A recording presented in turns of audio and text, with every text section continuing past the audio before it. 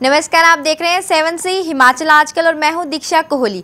खबरों की ओर रुख करने से पहले नजर डालते हैं अब तक की मुख्य सुर्खियों पर। शिमला नगर निगम चुनाव में नामांकन के आखिरी दिन मेयर पद पर बीजेपी की तरफ से डॉक्टर SS मिन्हास ने अपना नॉमिनेशन किया दाखिल। डिप्टी मेयर पद पर भानु चौहान मैदान में उतरे तो वहीं सभी प्रत्याशियों ने किए अपनी अपनी जीत के दावे। बुधवार को बीजेपी के राष्ट्रीय अध्यक्ष नितिन गडकरी सिरमौर जिले से अटल वर्दी योजना का करेंगे शुभारंभ। तैयारियों का जायजा लेने खुद स्वास्थ्य मंत्री राजीव बिंदल नाहन पहुंचे। पधर में हुए सड़क हादसे में 3 लोगों की मौत। मृतकों में एक युवती समेत 2 युवक शामिल। तीनों जा रहे थे पालमपुर से चंडीगढ़ की ओर। विभागीय लापरवाही के चलते सिरमौर की सड़क हादसों को दे रही है दावत। क्रैश बैरियर व पैरा पिटला लगाने से चालकों को आ रही है दिक्कत। सरकारी राशि भी नहीं खर्च की जा रही। और अब खबरें विस्तार से। बीजेपी के राष्ट्रीय उपाध्यक्ष शांता कुमार लगातार पार्टी विरोधी बयान दे रहे हैं, इसलिए आला कमान उन पर कड़ी कार्रवाई करे, ये कहना है प्रदेश बीजेपी के उपाध्यक्ष कृपाल परमार का। शिमला में पत्रकारों से बात करते हुए उन्होंने राजन सुशांत की संपत्ति की CBI जांच की मांग कर जेपी मुद्दे पर कांग्रेस के पूर्व मुख्यमंत्री व केंद्रीय मंत्री वीरभद्र सिंह का इस्तीफा मांगा है। पेश है रिपोर्ट। शिमला पहुंचे भाजपा के प्रदेश उपाध्यक्ष कृपाल परमार ने कांग्रेस पर तीखे प्रहार किए और साथ ही सांसद डॉक्टर राजन सुशांत की 20 सालों में अर्जित संपत्ति की CBI जांच की मांग की। इस मौके पत्रकारों से बातचीत में कृपाल परमार ने कहा कि राजन सुशांत कांग्रेस के एजेंट के तौर पर काम कर रहे हैं। उन्होंने कहा कि वह इस मामले को भाजपा के राष्ट्रीय अध्यक्ष नितिन गडकरी के सामने उठाएंगे। साथ ही शांता कुमार पर भी उन्होंने पार्टी विरोधी बयान देने के लिए कार्रवाई की मांग की। पिछले लगभग 2 साल से डॉक्टर राजन सुशांत इस तरीके से काम कर रहे हैं कि वो भारतीय जनता पार्टी के सांसद नहीं बल्कि कांग्रेस के एजेंट के रूप में बात कर रहे हैं। ये जो फैसला माननीय हाईकोर्ट का आया है उसमें अगर 99% अगर दोष है तो वो पूर्व के वीरभद्र सरकार का है, लेकिन राजन सुशांत ने एक भी शब्द वीरभद्र के खिलाफ नहीं कहा और ना ही उन्होंने कांग्रेस की सरकार की आलोचना की है। वो प्रदेश की सरकार का इस्तीफा तो मांग रहे हैं लेकिन वीरभद्र से इस्तीफा नहीं मांग रहे। इससे स्पष्ट होता है कि राजन सुशांत भारतीय जनता पार्टी के सांसद के रूप में पार्लियामेंट के अंदर एक कांग्रेस के एजेंट के रूप में काम कर रहे हैं। कृपाल परमार ने जेपी सीमेंट संबंधी कहा कि इस पूरे मामले में 99% गलतियां पूर्व कांग्रेस सरकार के समय में हुई हैं, जिसके लिए पूर्व मुख्यमंत्री वीरभद्र सिंह को भी अपने पद से इस्तीफा देना चाहिए। जेपी का ये थर्मल प्लांट और सीमेंट प्लांट का जो फैसला आया है उस पर 2004 से लेकर 2007 तक सारा काम जो है वो प्रोजेक्ट का हो चुका था और जितने भी कोर्ट के फैसले हैं जिन पर कोर्ट ने उंगली उठाई है वो सभी फैसले जो हैं वो कांग्रेस की सरकार के टाइम पे हुए हैं। भारतीय जनता पार्टी ने तो पब्लिक इंटरेस्ट में उसको रेगुलाइज किया है सिर्फ, और जो फैसले हैं वो कांग्रेस सरकार के हैं। इसमें भारतीय जनता पार्टी की सरकार के साथ जेपी की सांठगांठ का कोई मामला नहीं। HPCA में जेपी इंडस्ट्री का एक भी पैसा इन्वेस्ट नहीं है। गौरतलब है कि कृपाल परमार ने इन सभी मुद्दों को इस समय उठाया है जबकि शिमला नगर निगम चुनाव 27 मई को होने हैं और विधानसभा चुनाव कुछ ही महीने बाद। देखने वाली बात अब यह है कि शांता कुमार और राजन सुशांत पिछले काफी समय से बीजेपी के अंदर भ्रष्टाचार के आरोप लगा रहे हैं और पार्टी कहीं ना कहीं इन मुद्दों पर पहले डिफेंसिव और उसके बाद उल्टा उन पर ही अनुशासनहीनता और CBI जांच की मांग अब करने लगी है। शिमला से ब्यूरो रिपोर्ट 7C हिमाचल आजकल। मनाली पहुंचे राजीव गांधी पंचायती राज संगठन के प्रवक्ता दीपक शर्मा ने कहा कि सरकार प्रदेश का विकास करने में पूरी तरह से विफल रही है। उन्होंने कहा कि अस्पतालों में स्थापित CT स्कैन मशीनों को सरकार निजी कंपनी के हाथों सौंप रही है। इससे इन निजी कंपनियों को सीधे सीधे काफी ज्यादा लाभ पहुंच रहा है। प्रदेश सरकार की कार्यप्रणाली पर लगातार सवाल उठते रहे हैं। ऐसा ही एक और मामला सामने आया है मनाली में, जहां राजीव गांधी पंचायती राज संगठन के प्रवक्ता दीपक शर्मा ने प्रदेश सरकार पर सरकारी अस्पतालों में स्थापित CT स्कैन मशीनों को निजी कंपनी के हवाले करने का आरोप लगाया है।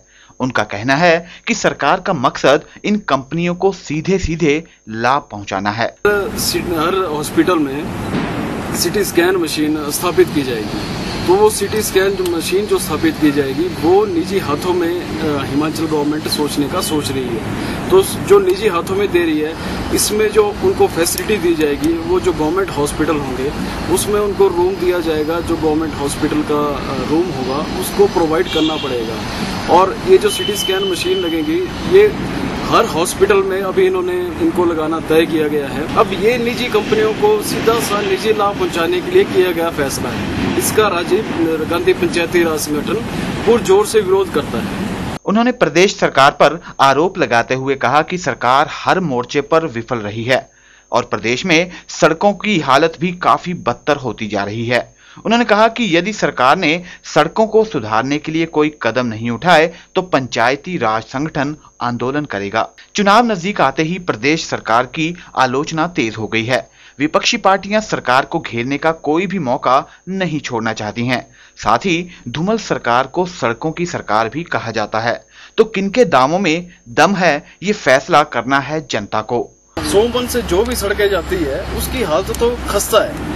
और अगर टूरिस्ट में लेफ्ट बैंक से होके जाए, वहाँ दुनिया भर के गड्ढे बड़े हैं। और यहाँ से रायसन से आगे सड़कों की बुरी हालत है। तो एक ये जो हमारा हिमाचल है, यहाँ पे तो हमारी एक जीवन रेखा जो कहा जाती है उसको सड़क को कहा जाता है। तो सड़क की इतनी बुरी हालत है और हमारा एक आधारभूत ढांचा ही सड़क के द्वारा होता है, क्योंकि सड़क के सिवाय हमारे पास कहीं आने जाने का कोई साधन ही नहीं है। Bureau report, Manali, 7C Himachal आजकल। प्रदेश के स्कूली बच्चों के लिए बुधवार से शुरू की जा रही है अटल वर्दी योजना। इस योजना का शुभारंभ बीजेपी के राष्ट्रीय अध्यक्ष नितिन गडकरी सिरमौर जिले से करने जा रहे हैं।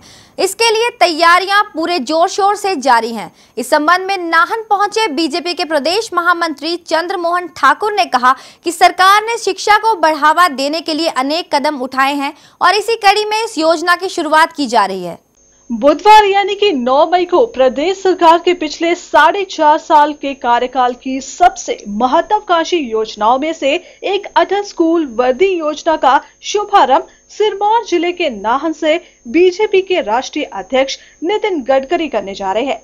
इस खास मौके पर मुख्यमंत्री प्रेम कुमार धूमल, भाजपा के राष्ट्रीय उपाध्यक्ष शांता कुमार के साथ मंत्रिमंडल के सदस्य व कैबिनेट मंत्री खास तौर पर हाजिर होंगे। इस संबंध में नाहन के चौगान में तैयारियां अपने पूरे शबाब पर है।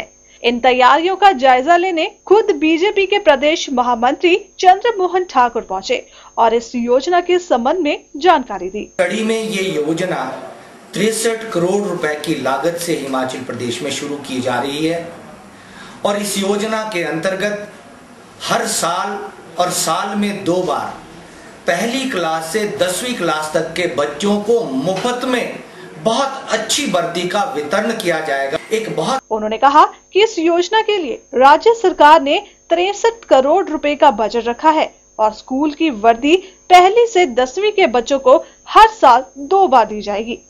उन्होंने प्रदेश सरकार की इस योजना को बड़ा ही महत्वाकांक्षी बताते हुए फ्लैगशिप कार्यक्रम के अधीन बताया और कहा कि काफी समय के बाद किसी राज्य स्तरीय योजना का शुभारंभ सिरमौर जिले से किया जा रहा है। फिलहाल अटल स्कूल यूनिफॉर्म योजना हिमाचल प्रदेश सरकार की एक बहुत बड़ी और बहुत महत्वाकांक्षी योजना है।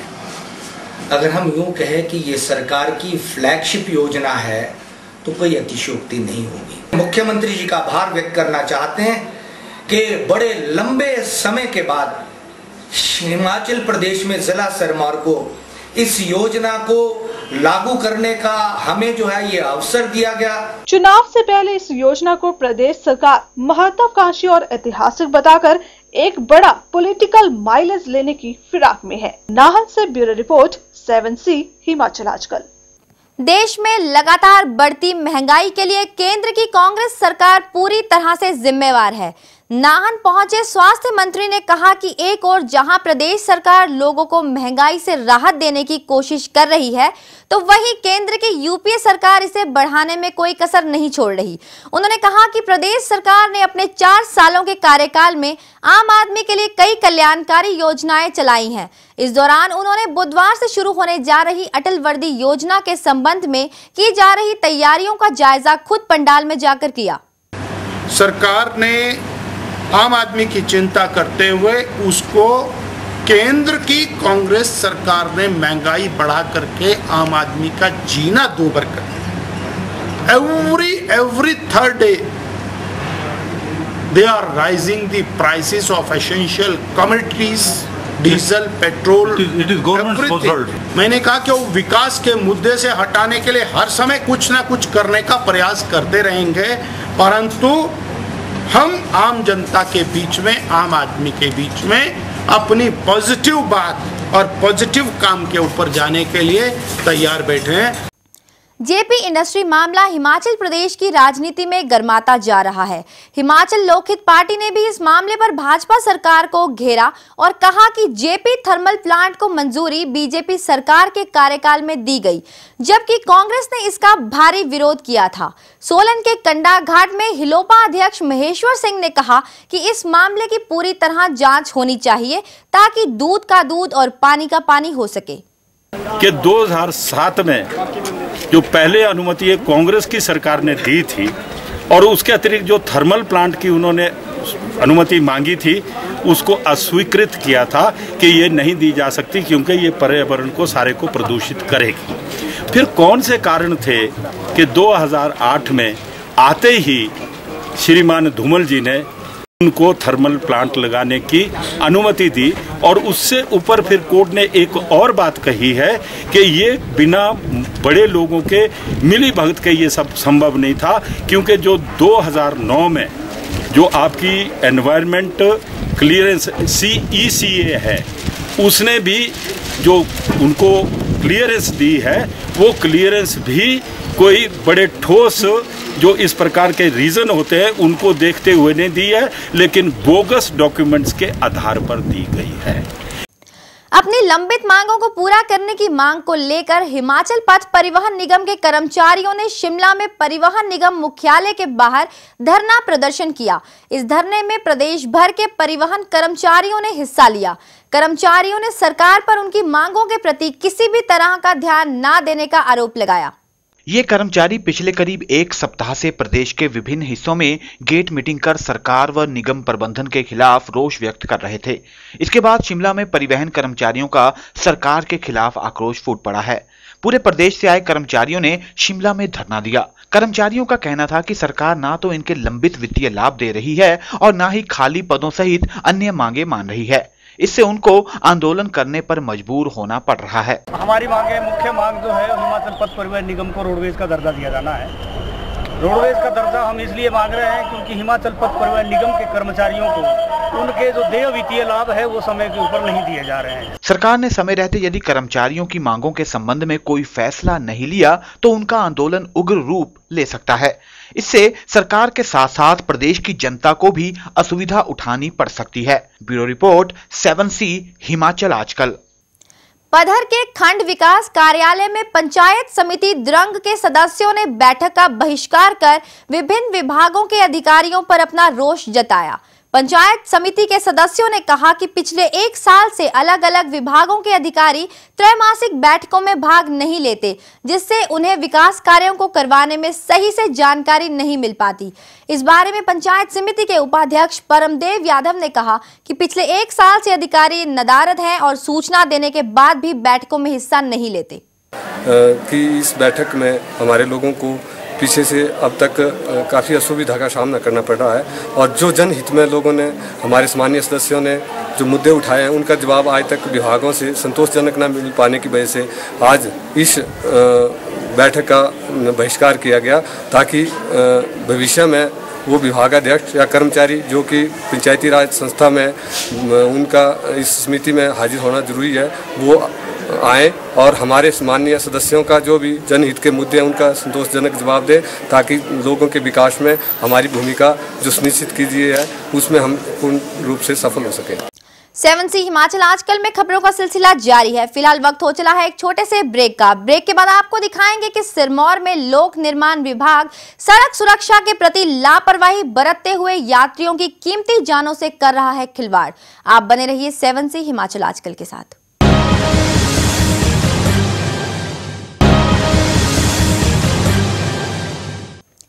ब्रेक के बाद फिर से एक बार स्वागत है आपका 7C हिमाचल आजकल में। खबरों का सिलसिला जारी है। राजधानी शिमला में पुराने बस अड्डे के पास एक शख्स का शव मिलने से इलाके में सनसनी फैल गई है। घटना सोमवार रात की है। राहगीरों ने मामले की सूचना पुलिस को दी, जिसके बाद पुलिस ने शव को कब्जे में लेकर पोस्टमार्टम के लिए भेज दिया। फिलहाल पुलिस मामले की जांच में जुट गई है। राजधानी शिमला में आपराधिक वारदातों का ग्राफ लगातार बढ़ता जा रहा है, जिससे कि शहरवासी काफी परेशान हैं। इसके तहत एक और वारदात ने शहर में सनसनी फैला दी है। यह घटना घटी है पुराने बस अड्डे पर, जहां एक व्यक्ति का कत्ल हुआ है। बताया जा रहा है कि यह घटना सोमवार देर रात की है। इस घटना की सूचना मिलते ही पुलिस मौके पर पहुंच गई। शव के शरीर और चेहरे पर गहरे घाव के निशान पाए गए हैं, जबकि मृतक की शिनाख्त नहीं हो पाई है।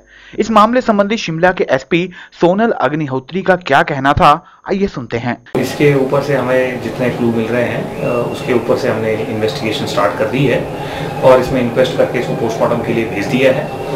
डॉग स्पॉट भी हम लाए थे और एफएसएल की टीम भी वहाँ पे आ गई थी मौके पे वीडियोग्राफी फोटोग्राफी करने के बाद, और एडिशनल एसपी साहब और मैं खुद भी मौके पे था। तो इसमें अभी इसकी जो शनाख्त है इस व्यक्ति की, इसके ऊपर हमारा प्राइमा फेसी फोकस है। शिमला पर्यटन स्थल होने के कारण यहाँ बहुत से सैलानी भी आते हैं, जिस कारण यहाँ पुलिस की ओर से पुख्ता सुरक्षा प्रबंध होने चाहिए ताकि ऐसी वारदातें आगे से ना हो। Bureau report, Shimla 7C Himachal आजकल। मंडी पठानकोट राष्ट्रीय उच्च मार्ग पर मंडी के पधर में हुए एक सड़क हादसे में 3 लोगों की मौत हो गई। मृतकों में एक लड़की सहित 2 युवक शामिल हैं। जांच में सामने आया कि तीनों पालमपुर से चंडीगढ़ की तरफ जा रहे थे कि बीच रास्ते में ये दर्दनाक हादसा हो गया। फिलहाल पुलिस ने मामला दर्ज कर शवों को पोस्टमार्टम के लिए सिविल अस्पताल भेज दिया है। प्रदेश में सड़क दुर्घटनाओं का ग्राफ लगातार बढ़ता जा रहा है और तेज दौड़ते वाहन मौत को दावत दे रहे हैं। ऐसी एक दुर्घटना घटित हुई है नेशनल हाईवे मंडी पठानकोट पर पधर के समीप उरला में, जहां बीती रात एक मारुति कार के दुर्घटनाग्रस्त होने से इसमें सवार एक लड़की सहित 2 युवकों की मौत हो गई, जबकि एक युवक की हालत गंभीर बनी हुई है। दुर्घटना का पता चलते ही आसपास के ग्रामीण भी मौके पर पहुंच गए और पुलिस के साथ राहत कार्य में मदद की। पुलिस के अनुसार वाहन में सवार लोग हिमाचल के थे और वह पालमपुर से चंडीगढ़ जा रहे थे। पुलिस ने मामला दर्ज कर घटना के कारणों की छानबीन शुरू कर दी है। वहीं मृतकों के शवों को पोस्टमार्टम के लिए सिविल अस्पताल जोगिंद्रनगर भेजा गया है। कृष्ण बोझ, पधर, 7C हिमाचल आजकल। प्रदेश के दुर्गम इलाकों में से एक जिला सिरमौर को भी माना जाता है, लेकिन यहाँ पर सड़क दुर्घटनाओं को रोकने के लिए लोक निर्माण विभाग गंभीर नहीं है। यही कारण है कि जिले की सड़कों पर क्रैश बैरियर तक नहीं लगाए जा रहे। हालांकि सरकार ने इनको लगाने के लिए 1 करोड़ रुपए की राशि भी जारी की, लेकिन विभाग के सुस्त रवैये के चलते इस धनराशि को खर्च नहीं किया गया। सिरमौर के अति दुर्गम इलाकों में सड़क हादसों के होने का डर हर समय सताता रहता है।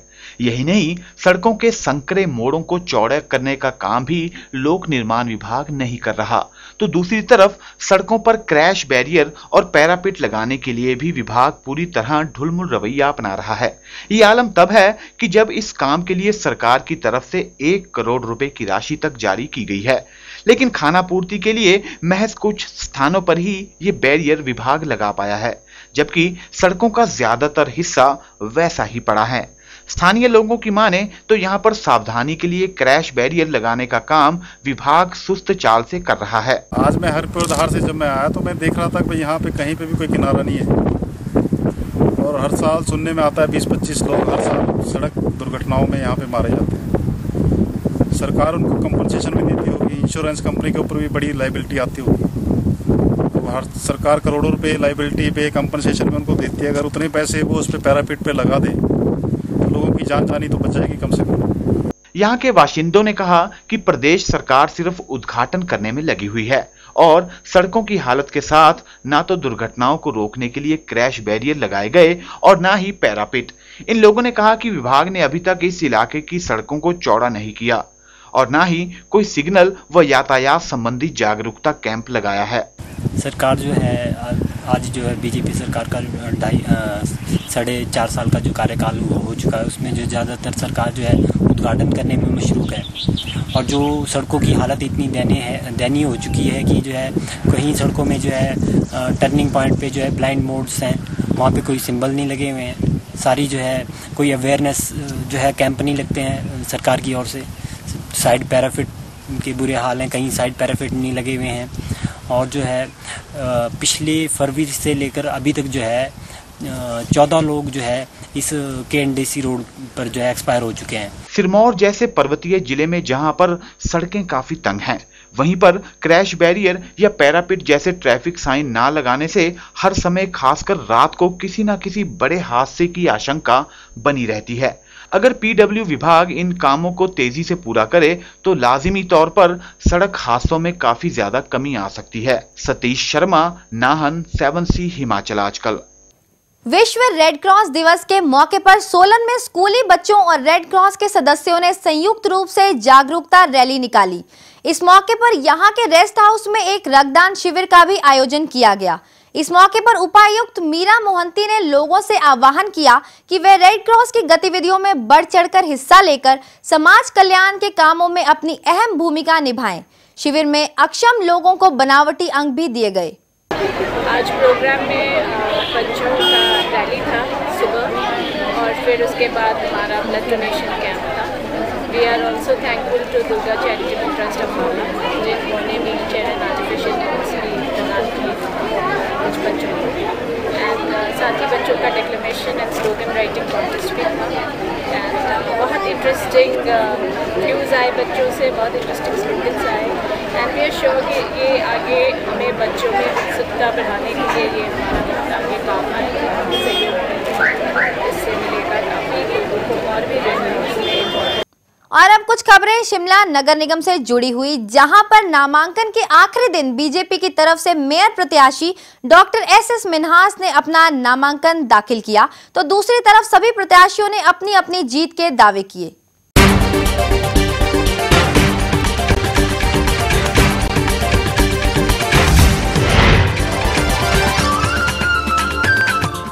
हिमाचल प्रदेश की एकमात्र शिमला नगर निगम चुनाव के लिए मंगलवार को आखिरी दिन बीजेपी से मेयर पद के प्रत्याशी डॉक्टर SS मिन्हास व डिप्टी मेयर भानु चौहान ने अपना नामांकन पत्र भरा। इसके अलावा भाजपा व कांग्रेस के विभिन्न वार्डों के प्रत्याशियों ने भी अपने अपने नामांकन पत्र भरे। गौरतलब है कि निगम चुनाव के लिए कुल 130 उम्मीदवारों ने नामांकन पत्र भरे। इसमें मेयर पद के लिए 10, डिप्टी मेयर पद के लिए 6 और पार्षद पद के लिए 114 उम्मीदवारों ने नामांकन पत्र भरे।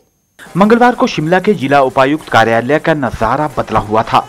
नगर निगम चुनाव के लिए कांग्रेस व भाजपा प्रत्याशी ढोल नगाड़े व भारी समर्थकों के साथ जिला उपायुक्त कार्यालय पहुंचे। नामांकन पत्र के आखिरी दिन भाजपा से मेयर पद के दावेदार डॉक्टर SS मिन्हास व डिप्टी मेयर भानु चौहान ने अपने अपने नामांकन पत्र भरे। इस अवसर पर भाजपा से मेयर के प्रत्याशी डॉक्टर SS मिन्हास ने कहा कि वह समाज सेवा से जुड़े रहे हैं। अब वे पार्टी की विचारधारा को और सरकार की नीतियों को आगे बढ़ाएंगे। जब से महापौर के पद के लिए मेरे को चुना गया भाजपा द्वारा, मैंने भी इसको एक सोशल सर्विस की opportunity through the political means देखा। एक पॉलिटिकल पावर के साथ मैं इस शहर की आम जनता की भलाई किस तरीके से कर सकता हूँ, मेरे माइंड में बड़ा क्लियर है।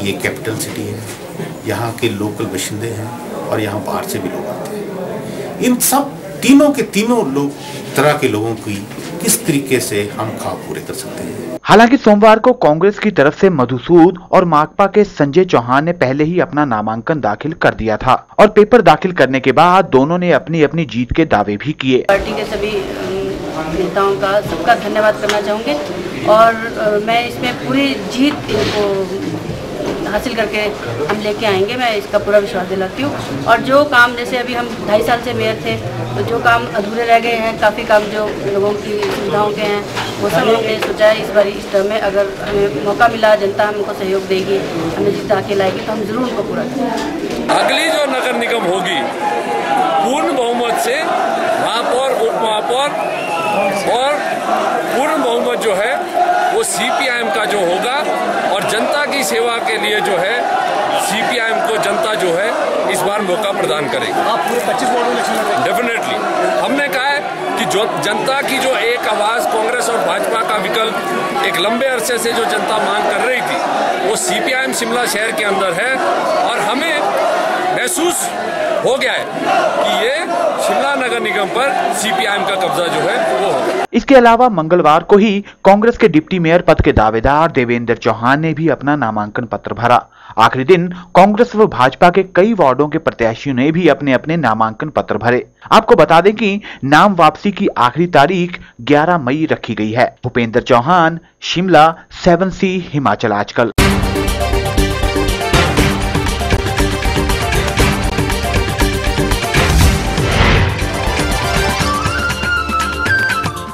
फिलहाल इस बुलेटिन में बस इतना ही। हिमाचल की ताजा तरीन खबरों को देखने के लिए हर रोज देखते रहिए 7C हिमाचल आजकल। अब मुझे यानी कि दीक्षा कोहली को दीजिए इजाजत। आप बने रहिए 7C के साथ। नमस्कार।